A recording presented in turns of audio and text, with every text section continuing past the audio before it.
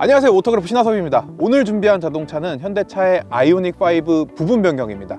이번 부분 변경 핵심은 배터리의 변화잖아요. 배터리가 더 커진 만큼 주행거리도 늘어났는데 실제로 오늘 400km 넘게 달려보면서 얼마나 주행거리가 늘어났나 확인해 볼 거고요. 최근에 시승한 테슬라 모델 3랑 비교하면 어떤 느낌인지까지 전해드릴 수 있도록 하겠습니다. 자, 드디어 대장정을 시작했습니다. 오늘 영상의 목적이 이 차의 주행거리를 알아보는 거지 이 차의 최대 주행거리를 뽑아보자 이런 건 아니기 때문에 억지로 주행거리를 늘리는 식으로 운전을 하진 않겠습니다. 그냥 적당히 전기차 특유의 가속도 즐기고 연비주행도 하고 또 와인딩 코스도 살짝 돌아보면서 최대한 우리의 실생활에서의 사용 방식을 최대한 좀 따라 보겠고요. 공조장치도 23도 오토 2단계로 항상 돌려놓도록 하겠습니다. 그리고 중간중간 스마트폰 충전이나 통풍 시트 이런 것도 다 사용을 할 거고요. 이런 상황에서 어느 정도의 실주행거리가 나오는지를 한번 알아보도록 하겠습니다. 아직 해가 뜨려면 좀 멀었거든요. 저는 운전을 좀 하다가 해가 뜨면은 이 차에 대해서 좀 더 설명드릴 수 있도록 하겠습니다. 자, 저는 지금 가평휴게소에서 간단하게 커피를 한 잔 사가지고 나왔고요. 다시 주행에 나서 보도록 하겠습니다. 누적 주행거리는 54.1km고 오늘의 중간 기착지인 강원도 고성까지는 약 150km를 더 달려야 되는 그런 상황입니다. 이번 아이오닉5 변화의 핵심은 배터리입니다. 배터리 용량이 84kWh로 늘어났죠. 한 가지 재밌는 거는 아이오닉5가 출시된 지 한 3년밖에 안 됐는데 배터리 용량이 벌써 2번이나 늘어났다는 거예요. 주행거리도 485km로 늘었습니다. 다만 지금 시승하고 있는 자동차는 그 정도까지 발휘되진 않고요. 휠도 20인치고 빌트인 캠도 탑재된 프레스티지 사양이다 보니까 인증 주행거리는 453km 정도 됩니다. 이 배터리가 단순히 용량이 늘어난 건 아닙니다. 이 내부 소재가 조금씩 바뀌면서 개선이 됐어요. 이 기존 아이오닉5는 NCM의 비율이 8대 1대 1이었어요. 그런데 이번에 신형 배터리가 탑재되게 되면서 9대 0.5대 0.5 이른바 구반반 배터리라고 하죠. 니켈 함량을 끌어올린 하이니켈 배터리입니다. 양극재로 니켈이 더 많이 들어가게 된다면 같은 크기의 배터리에 더 많은 용량을 전기를 집어넣을 수 있다고 합니다. 그러니까 같은 크기의 배터리 팩으로 더 많은 주행거리를 뽑아낼 수 있고 출력 면에서도 더 이득이 있다고 합니다. 이 아이오닉5 N에 탑재된 배터리랑 같은 것이라고 하고요. 이 아이오닉5 N 하면은 또 엄청난 가속 성능도 상당히 인상적이긴 하지만 니르부르크링 서킷을 여러 바퀴 달릴 수 있을 만큼 꾸준한 성능이 또 특징이잖아요. 그런 최적화된 성능을 보여주는 배터리가 아이오닉5 N 고성능 모델뿐만 아니라 지금 타고 있는 이 일반 모델에까지 확대 적용이 된 겁니다. 제 생각에는 현 시점 양산차에 탑재된 배터리 셀 중에서는 그래도 가장 뛰어난 수준이 아닌가라는 생각이 들어요. 이 차의 최고 출력이 지금 시승하고 있는 싱글모터 기준 228마력 정도를 발휘해줍니다. 이 모델 3랑 비교하면 한 50마력 이상 더 출력이 낮은 건데요. 지금처럼 이렇게 일상적으로 주행하는 와중에는 그 50마력의 차이는 전혀 느껴지지 않습니다. 지금 시속 100km 가까이 달리고 있는데도 힘이 모자라다는 생각은 전혀 들지 않고요. 물론 제로백을 잰다든지 극한 테스트 이렇게 진행하면은 테슬라 모델 3랑 차이가 좀 벌어질 수 있겠습니다만은 우리가 이렇게 일반적으로 주행하는 환경 그리고 고속도로에서 달리는 환경 추월할 때 상황 그럴 때 힘이 모자라다는 느낌은 전혀 없습니다. 오히려 속도를 꾸준히 붙여줘서 더 빨리 달릴 수 있겠는데 이 정도면은 한 150, 160 넘게도 달릴 수 있겠는데 라는 체감이 들어요. 이 아이오닉5가 이번에 부분 변경을 하면서 서스펜션류의 개선도 일부 있었거든요. 주파수 감응형 쇼크 업소버가 탑재되면서 지금처럼 노면이 그렇게 좋지 않은 상황 도로가 패여 있고 이런 상황에서도 각 바퀴가 실시간으로 이 차에 전해지는 주파수를 감지를 해서 감쇄력을 실시간으로 조절해주는 그 기능이 탑재가 됐는데 이 주파수 감응형 서스펜션 하면 또 생각나는 차가 있죠. 제가 바로 얼마 전에 시승했던 테슬라 모델 3가 있죠. 이 모델 3도 이번에 부분 변경이 되면서 주파수 감응형 서스펜션이 탑재됐단 말이에요. 그런데 모델 3는 이전과 이후의 승차감이 정말 너무나도 차이가 많이 나서 제가 칭찬을 많이 했죠. 근데 아이오닉5는 주파수 감응 서스펜션이 새로 탑재됐지만 이전 모델과 현재 모델에서 승차감 차이가 그렇게 엄청나게 와닿지는 않습니다. 뭐 큰 요철이나 교량 사이 연결 구간 이런 큰 충격 같은 거는 어느 정도 효과적으로 잘 흡수를 해주고 있는데, 도로의 재포장 구간이라든지 아니면은 살짝씩 이렇게 움푹 파인 이런 자잘한 요철을 넘을 때, 그리고 이 도로를 쭉 지나가면서 나는 이런 꾸준한 진동 같은 것들은 그다지 효과적으로 걸러내주지는 못하는 것 같습니다. 야, 제가 살다 보니까 테슬라의 승차감을 칭찬하는 날이 다 오네요. 진짜 격세지감이 느껴집니다. 아이오닉5에는 HDA2가 탑재돼서 뭐 차로 유지 보조, 그리고 앞차와의 간격 조절 이런 것도 우수하게 잘 해주고요. 고속도로 제한 속도가 바뀌는 구간에서는 제한 속도에 맞춰서 자동차 속도를 다시 설정해 주기도 하고, 이뿐만 아니라 차로 변경 기능까지도 지원을 합니다. 지금 이렇게 방향지시 등 레버를 반터치를 한번 해주면, 제가 하는 거 아닙니다, 차가 이렇게 스스로 차선을 넘어가고 차로에 유지한 다음에 방향지시 등을 꺼주죠. 자, 이렇게 간단하게 사용할 수 있는 거는 뭐 테슬라 오토파일럿 못지 않은 것 같습니다. 특히 테슬라는 최근에 업데이트를 통해서 방향지시 등을 켠다고 바로 작동하는 게 아니라 스티어링 휠을 한번 이렇게 흔들어 줘야지 작동하는 모드로 바뀌었단 말이에요. 그런데 현대차는 여전히 스티어링 휠만 잘 잡고 있으면은 차선을 바로 넘어가 줘요. 이 정도면은 현대차도 충분히 할 만큼 하고 있다라는 생각이 들어요. 그리고 모델3보다 아이오닉5가 더 뛰어난 점이 한 가지가 있는데, 바로 이 그립 감지 스티어링 휠이 탑재됐다는 겁니다. 제가 이번에 모델3를 타면서 오토파일럿도 많이 사용해 봤고 그러면서 느꼈지만, 이 오토파일럿을 사용하는 중에 스티어링 휠을 잘 잡고 있고 앞을 잘 보고 있는 와중에도 스티어링 휠을 한 번씩 흔들어 보라고 요구를 많이 하더라고요. 뭐 그러면은 스티어링 휠 한번 이렇게 살짝 흔들어 주면 되잖아 라고 생각하실 수도 있지만, 이 스티어링 휠을 너무 세게 흔들면 또 모델3 오토파일럿은 해제돼 버리거든요. 그래서 지금 이 아이오닉5에 적용된 그립 감지식 스티어링 휠은 저는 상당히 만족스럽습니다. 자, 지금 말씀드리는 순간 누적 주행거리는 100km를 넘었고요. 현재 연비는 1kW시당 6.1km, 고속도로를 빠져나와서 국도를 달리고 있음에도 여전히 복합 연비보다 좋은 수준을 발휘해주고 있습니다. 현재 남은 배터리 잔량은 81%, 주행 가능 거리는 398km라고 표시되네요. 여전히 뭐 한 최대 500km 정도를 달릴 수 있는 정도의 페이스를 보여주고 있습니다. 자, 그리고 회생제동이 강제되지 않는다는 점도 아이오닉5가 테슬라 모델3보다 뛰어난 점 중에 하나입니다. 아이오닉5는 뭐 여느 현대차 그룹의 전기차와 마찬가지로 이 스티어링 휠 뒤에 있는 패들 시프터로 회생제동 단계를 조절할 수 있죠.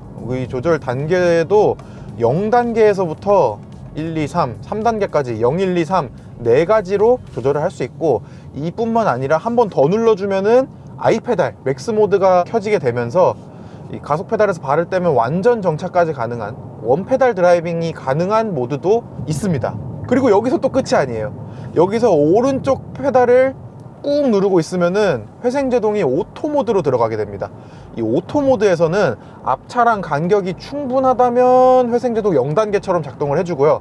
앞차랑 점점 가까워질수록 회생제동이 강하게 걸리는 그런 방식이에요. 지금도 오토 모드인데 앞에 차가 없으니까 회생제동이 걸리지 않고 있어요. 근데 지금 앞에 차가 있는 2차선으로 한번 건너가 볼게요. 앞에 차랑 가까워지니까 이 오토 모드 밑에 있는 그래프에서 이렇게 파란색 선이 차오르면서 회생제동이 점점 더 강하게 작동을 하고요. 지금 또 차랑 멀어지니까 회생제동이 또 걸리지 않고 있고요. 이 오토 모드가 제가 기대했던 것보다 훨씬 더 스마트하게 작동을 해서 만족스러운 것 같아요. 이런 에너지 효율뿐만 아니라 운전의 편안한 면에서도 아이오닉5가 좀 더 강점이 있다고 느껴지는데요. 어쨌든 테슬라는 회생제동이 강제되기 때문에 오토파일럿을 켜지 않는 한 차가 움직일 때는 가속 페달을 항상 밟고 있어야 돼요. 얼마나 밟고 있냐의 차이가 있을 뿐이지, 속도를 낼 때도 가속 페달을 밟고 있어야 되고 속도를 줄일 때도 가속 페달을 조금은 밟고 있어야 돼요. 그렇기 때문에 이 발목에서 오는 피로가 상당하거든요. 특히 제가 테슬라한테 더 괘씸함을 느끼는 부분은, 제가 예전에 타봤던 테슬라들은 회생제동을 강하게 걸지 약하게 걸지 설정이 분명 가능했단 말이에요. 물론 뭐 지금 아이오닉5처럼 세부적으로 설정을 할 수는 없었지만, 모델 Y가 출시되면서부터 이런 회생제동 관련된 모드를 전부 빼버렸죠. 이 밖에 다양한 편의사양 면에서도 아이오닉5가 앞서는 부분이 꽤 있죠. 저는 핵심이라고 생각하는 기능인데 V2L, 배터리에서 최대 2.3kW의 전력을 빼서 쓸 수 있는 이 기능은 유용하게 사용하시는 분들은 정말 유용하게 사용하죠. 특히 뭐 캠핑을 간다든지 이럴 때 냉장고를 이용할 수도 있고요, 뭐 이동식 에어컨을 이용할 수도 있고요, 에어프라이기, 전자레인지, 심지어는 뭐 데스크탑, 모니터까지 다 연결을 해도 2.3kW면은 충분합니다. 저희가 이전에 아이오닉 5를 가지고 코인 채굴하는 정말 무모한 도전도 했었잖아요. 그때 이더리움을 채굴했는데 밤새 채굴하고도 배터리가 10% 정도 남아서 충전소까지 자력으로 이동했습니다. 그 정도로 이 아이오닉 5의 배터리 용량도 넉넉하고 이 V12 기능도 강력하다는 점을 알 수 있었고요. 지금은 배터리 용량이 더 커졌으니까 그때보다 코인 채굴할 수 있는 양도 더 많아지고 그렇겠죠. 아, 그때 그 이더리움을 내가 받아서 챙겨놨어야 되는데. 아무리 전기차 배터리 기술이 발전하고 충전 속도가 빨라진다고 하더라도 어쨌든 일주일에 30분, 40분 정도는 충전소에서 머물러야 되는데, 그런 시간에 활용할 수 있는 게 또 인포테인먼트 시스템인데, 그동안은 테슬라의 인포테인먼트 시스템이 워낙 막강해서 아이오닉 5보다 월등했는데, 이제는 뭐 현대차 그룹의 최신 인포테인먼트 시스템 CCNC가 탑재되면서 아이오닉 5도 어느 정도는 따라잡았죠. 이제는 뭐 왓챠나 티빙 같이 OTT 서비스도 지원을 하고 유튜브도 시청을 할 수 있습니다. 화면이 조금 작긴 하지만 어쨌든 이제는 충전하는 동안 시간을 때울 거리가 생겼다는 거, 그리고 릴렉션 시트가 적용이 됐잖아요. 버튼 하나만으로 시트를 뒤로 눕히고 엉덩이 받침도 뒤로 더 기울여주고 다리 받침까지 나오는 그런 기능이 1열에 운전석과 보조석에 다 탑재가 돼 있잖아요. 그리고 편안하게 누워서 볼 수 있다는 거, 이런 점은 좋죠. 자, 그리고 실내 공간의 활용성 면에서도 아이오닉 5가 훨씬 더 뛰어나죠. 일단 이 가운데 있는 유니버셜 아일랜드, 앞뒤로 왔다 갔다 할 수 있어 가지고 상당히 편리하고요. 여기를 열면은 또 엄청나게 깊은 수납 공간이 나옵니다. 이 공간도 만족스럽고요. 특히 이거를 앞뒤로 왔다 갔다 했을 때 좋은 점은, 만약에 아파트 같은 데서 주차를 하면은 좁아 가지고 운전석 쪽으로 내릴 수 없는 경우가 있잖아요. 그럴 때 이 앞을 이렇게 지나갈 수가 있어요. 특히 이 아래쪽에 센터 터널이라든지 뭐 볼록 튀어나온 그런 게 없어서 그냥 간단하게 조수석으로 내리면 되는 겁니다. 이뿐만 아니라 기존의 이 유니버셜 아일랜드는 스마트폰 무선 충전기가 저 아래쪽에 깊숙이 있어서 이용하기 어렵다든지, 아니면 뭐 버튼류들의 배치, 이런 것들 때문에 좀 아쉽다는 평가를 들었는데, 이젠 스마트폰 무선 충전기도 유니버셜 아일랜드 위에 있고 통풍 열선 버튼도 여기에서 손 닿는 곳에 바로 있어서 편리하게 이용할 수 있는 점도 좋습니다. 2열 시트도 전동식으로 앞뒤 조절이 가능하고요, 리클라이닝도 가능합니다. 모델 3는 리클라이닝은 안 됐죠. 주행 모드도 스포츠로 바꿨고요. 아이 페달 모드는 그대로 유지하면서 한번 가보도록 할게요. 제가 지난번에 모델 3의 RWD를 시승하면서도 말씀을 드렸지만, 대부분의 분들은 200마력대의 출력, 후륜구동 모터만으로도 웬만한 평상시 주행은 다 하면서도 즐겁게 차를 탈 수가 있습니다.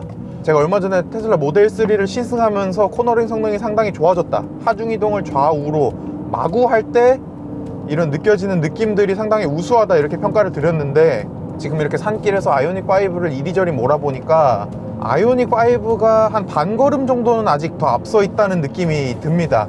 가장 크게 체감되는 게 이 운전할 때 쉽다는 느낌이에요. 산길에서 제 몸과 자동차를 내던졌을 때 자동차의 느낌, 거동, 피드백, 이런 것들이 우리가 코너에 진입할 때 이 정도 속도로 이렇게 진입을 하면 이 정도 소리가 나면서 이런 궤적으로 싹 부드럽게 돌아 나갈 수 있겠지라는 생각을 하잖아요. 그 생각 그대로 돌아줍니다, 아이오닉 5는. 물론 뭐 엄청난 스포츠카들처럼 막 안티 롤바가 들어가서 롤링을 극도로 억제하고 이런 느낌은 아닙니다만, 어느 정도의 롤링은 허용하면서도 한계치를 넘어가지 않는 그런 모습이 상당히 인상적이고, 그런 지점에서 운전의 재미가 느껴지는 겁니다. 아까부터 계속해서 원페달 드라이빙, 아이 페달 모드로 브레이크 페달을 밟지 않고 원페달 드라이빙만으로 이런 와인딩 코스를 주파하고 있는데요, 그 때문인지 꽤나 빠른 속도로 이렇게 지나가는데도 연비가 오히려 올랐습니다. 아까 와인딩 코스를 시작하기 전까지만 해도 누적 연비가 6.0이었거든요 근데 지금 6.1이 됐어요. 회생 제동으로 배터리를 충전하다 보니까 이렇게 된 것 같아요. 지금 한 10km 정도 왔는데 주행 가는 거리는 한 7, 8km 밖에 안 떨어졌어요. 자, 지금까지 203.9km 3시간 23분을 달려서 강원도 고성군에 위치한 화진포 해수욕장까지 왔습니다. 화진포 해수욕장까지 왔는데 지금 온 만큼 돌아가도 배터리가 많이 남을 것 같아서 속초까지 가면서 한번 주행을 해보도록 할게요. 처음에 이 차를 시승하기 전에 이 디지털 미러가 3개나 있으니까 이거를 제가 잘 적응할 수 있을까 이런 걱정을 했었는데 차를 타다 보니까 적응이 되긴 되네요. 가장 적응이 힘든 게 이 습관적으로 거울이 있는 위치를 보면 카메라가 달려 있잖아요. 디스플레이는 거울 위치보다 조금 밑에 있는데 그것 때문에 처음에 살짝 헤맸던 거를 제외하면은 충분히 괜찮습니다. 다만 그나마 좀 아쉬운 점을 찾아보자면 가운데 있는 디지털 룸미러는 살짝 뿌옇게 보이는 그런 게 있어요. 이게 어느 정도의 차이냐면은 사이드 미러는 스마트폰 후면 카메라로 선명하게 찍는 느낌이라면 이 룸미러는 전면 카메라로 살짝 뿌옇게 보는 그런 느낌이 납니다. 뭐 만약 이게 적응 거슬리는 분이라면 이렇게 버튼을 간단하게 조작해서 디지털 미러와 실제 거울로 왔다 갔다 할 수 있고 이 사이드 미러는 옵션을 안 넣으면 되잖아요. 그러니까 뭐 크게 문제될 건 아닌 것 같습니다. 자, 그리고 아이오닉 5에는 이번에 빌트인 캠 2가 새로 탑재됐습니다. 이 위쪽에 있는 버튼을 살짝 눌러주면 원하는 타이밍에 녹화도 가능하고요. 화질도 꽤 괜찮아요. 이제는 QHD 화질을 지원하기 때문에 화질도 괜찮아졌습니다. 다만 그럼에도 테슬라랑 비교하자면은 테슬라는 앞뒤뿐만 아니라 양쪽 옆에도 실시간으로 녹화가 되는 4채널 방식이거든요. 아이오닉 5도 옆에 카메라 달려 있잖아요. 그럼 기왕이면은 이 카메라를 좀 어떻게 이용해가지고 양옆도 실시간으로 녹화를 해주면 좀 좋지 않을까 이런 생각이 드네요. 자동차 사고라는 게 차선 변경할 때 이럴 때도 사고가 많이 발생하잖아요. 이럴 때 이 4채널 블랙박스 기능을 지원해 준다면 좋을 것 같은데 아쉽게도 안 해주네요. 자, 다음으로 가격 얘기를 좀 해볼까 합니다. 아이오닉 5는 그동안 가성비 국산 전기차로 꽤나 큰 인기를 끌었죠. 그리고 이번에 배터리 용량이 늘어났고 외모도 일부 개선이 됐고 그리고 주파수 감응형 서스펜션 같이 이런 세부적인 면들도 개선이 되었음에도 이전 모델이랑 가격이 완전히 동일한 것도 충분히 칭찬할 만한 일입니다. 그런데 테슬라가 이번에 모델 3를 너무나도 파격적인 5,199만 원에 출시가 돼버렸어요. 하지만 아이오닉 5는 가성비 트림이었던 스탠다드 레인지를 이번에 페이스리프트를 하면서 완전히 없애버렸고 롱레인지 단일 배터리 사양으로 판매를 하잖아요. 그렇다 보니까 프레스티지 트림 같은 경우에는 이 모델 3 RWD가 아니라 롱레인지랑 거의 비슷한 가격이에요. 물론 아이오닉 5가 모델 3보다 보조금을 더 많이 받습니다. 모델 3 같은 경우에는 일단 RWD는 LFP 배터리가 탑재돼서 배터리 재활용 개수 여기서 감점을 받아서 보조금이 깎이고요. 그리고 전국 권역에 직영 서비스 센터가 없어서 또 보조금이 깎이고요. 그리고 주행거리가 400km가 넘지 않아서 보조금이 또 깎입니다. 그런데 아이오닉 5는 이런 감점 요소가 하나도 없어서 보조금 전액을 받을 수 있는데 그럼에도 시작 가격대가 높은 편이다 보니까 좀 애매한 가격대가 돼버렸어요. 이렇다 보니까 애초에 비싼 전기차 살 사람들은 모델 3 롱레인지를 사고 저렴한 전기차를 살 사람들은 RWD를 사는 이 사이에 껴서 이러지도 저러지도 못하는 느낌이 분명히 납니다. 물론 이런 전기차를 전자제품 같은 매력 그리고 패션 아이템 같은 매력 이런 걸로 평가하는 게 아니라 편안한 주행, 편안한 이동 이런 거에 방점을 두는 분이라면 아이오닉 5도 충분히 괜찮은 자동차입니다. 자, 이제 목적지에 거의 도착을 했습니다. 오늘 총 누적 주행거리는 467.2km가 나왔고요. 시간은 7시간 56분, 기록한 연비는 1kW시당 6.0km를 달성을 했습니다. 남은 배터리 잔량은 4%, 남은 주행 가는 거리는 18km 정도네요. 그러면 오늘 467km를 달렸고 18km가 남았으니까 485km 정도의 실주행거리를 보인다라고 이해를 해주시면 좋을 것 같습니다. 자, 근데 이 차 아까 인증주행거리가 453km라고 했죠. 485km면 거의 10% 가까이 더 높은 정도의 실주행거리를 보여준 거고요. 연비는 뭐 거의 20% 가까이 더 잘 나온 그런 수치네요. 자, 지금까지 SK이노베이션의 4세대 배터리가 탑재된 아이오닉 5 실주행거리에 대해서 알아봤습니다. 지난번에 테슬라 모델 3 시승하면서도 말씀드렸지만 대한민국 승용차 하루 평균 주행거리는 35km 정도밖에 되지 않는다고 해요.